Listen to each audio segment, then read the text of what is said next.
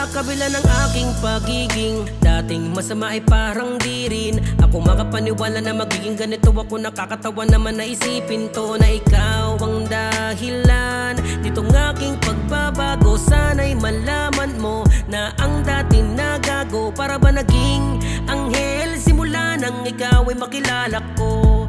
Salamat sa'yo dahil pinutol mo magkabila ang sungay ko. Dinala mo ako sa lugar ko saan para kalimutan ko mga nakaraan. Ikaw ang palagi nagpapaalala sa'kin para di ko natuluyan pa muli pambalikan. Kung ano bang aking pagkatao, tinanggap mo ko at tinrato.